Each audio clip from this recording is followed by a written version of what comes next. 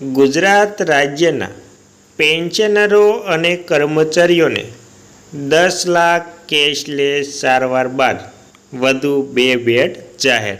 તો મિત્રો, ગુજરાત રાજ્યના પેન્શનરો અને સરકારી કર્મચારીઓ માટે સૌથી મોટા સમાચાર સામે આવી રહ્યા છે। તો મિત્રો, સરકારી કર્મચારીઓ અને પેન્શનરોને કેશલેસ સારવાર 10 લાખ ઉપરાંત કઈ બીજી મોટી ભેટ મળે છે તેની તમામ વાત આજે આપણે આ વિડીયોમાં કરવાના છે। તો મિત્રો, તમે પણ હજી સુધી આપણી ચેનલમાં નવા હોય તો આપણી ચેનલને સબસ્ક્રાઈબ કરવાની વિનંતી, કેમ કે એવી કોઈ પણ નવી અપડેટ આવે કે પેન્શનરને અથવા તો સરકારી કર્મચારીઓને લગતી કોઈ પણ માહિતી આવે તો તેની નોટિફિકેશન સૌથી પહેલાં તમને મળી જાય। અને મિત્રો, વિડીયો ગમે તો એક લાઈક જરૂરથી કરી દેજો।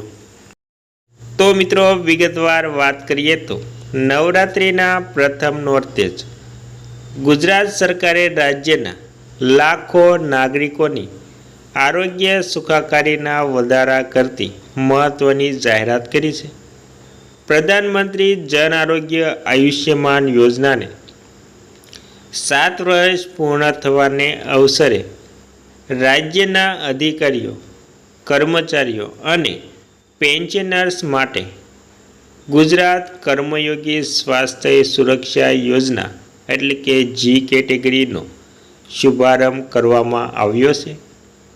આ યોજના હેઠળ રાજ્યના 6.42 લાખ જેટલા અધિકારીઓ, કર્મચારીઓ અને પેન્શનર્સને રૂપિયા 10 લાખ સુધીની કેશલેસ સારવારનો લાભ મળશે। જો કે ઉલ્લેખનીય છે કે આ યોજનાનો અમલ ક્યારથી થશે તે અંગે આરોગ્ય મંત્રીએ સ્પષ્ટતા કરી નથી। તો મિત્રો, આવી રીતે ગુજરાત રાજ્યના અધિકારીઓ, કર્મચારીઓને 10 લાખ સુધીની કેશલેસ સારવારનો લાભ મળશે। આ યોજના માટે રાજ્ય સરકારને વાર્ષિક રૂપિયા 303.5 કરોડનો ખર્ચ થશે। આ યોજના રાજ્યના લાખો સરકારી કર્મચારીઓ અને તેમના પરિવારો માટે મોટી રાહત સાબિત થશે।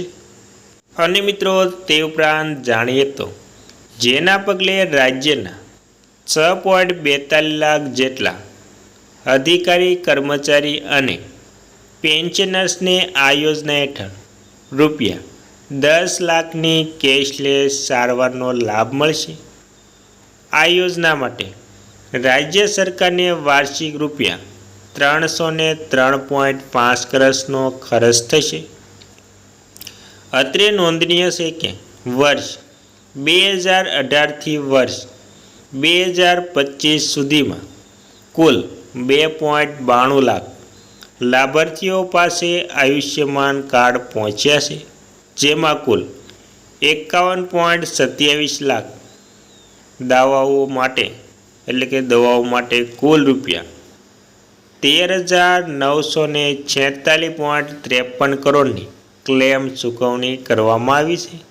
હાલ રાજ્યમાં આ યોજના અંતર્ગત કુલ 2708 હોસ્પિટલો, જેમાં 943 ખાનગી, 1765 સરકારી એમ્પ્લોયડ છે, જેમાં 2471 પ્રોસિજરનો લાભ અપાય છે।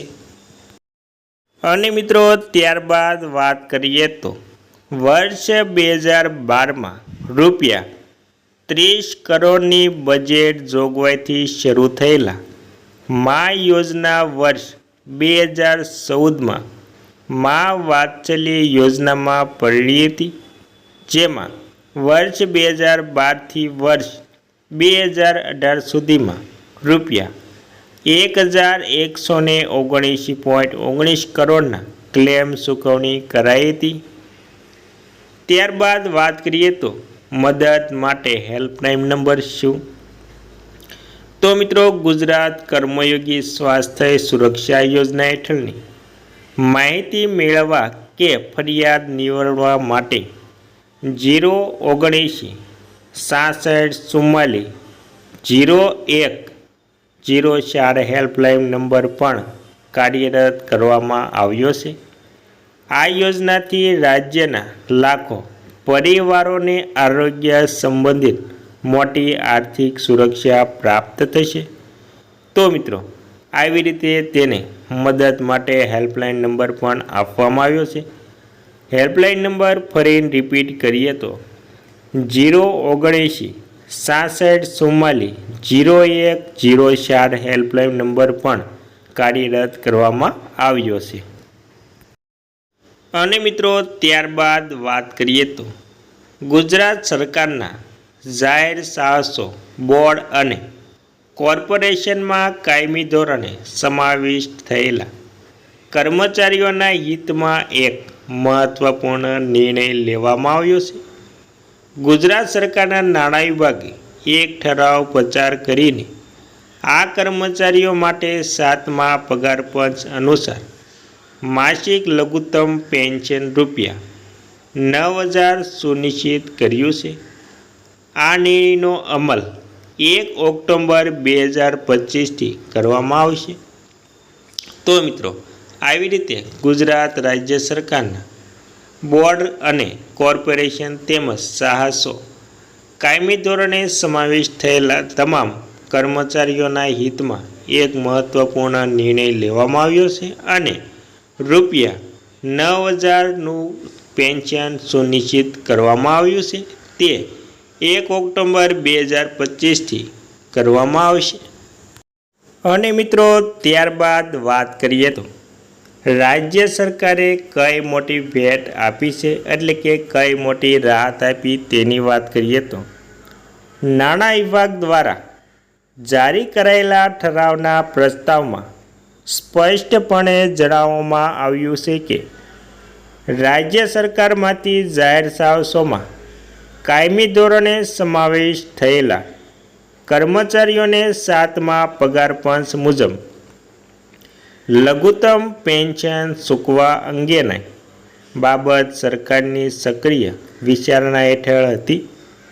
અગાઉ રાજ્ય સરકારના અને અન્ય પેન્શનરોને 7મા પગાર પંચનો લાભ આપવામાં આવ્યો હતો અને આ એમ્બોર્સ થયેલા પેન્શનરો માટે અલગથી હુકમ કરવાની જોગવાઈઓ રાખવામાં આવી હતી।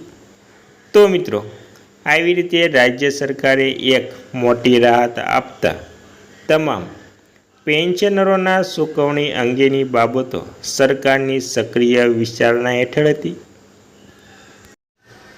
અને વિવિધ કર્મચારી મંડળો તરફથી મળેલી રજૂઆતો તેમજ ભારત સરકાર દ્વારા સમાન પ્રકારના કર્મચારીઓ માટે જાહેર કરાયેલી સૂચનાઓને ધ્યાનમાં લેતા જે એમ્બોર્સ પેન્શનરો લઘુત્તમ પેન્શન કરતાં ઓછી રકમ મેળવી રહ્યા હતા તેમને રાહત આપવાનો સરકારે નિર્ણય કર્યો હતો।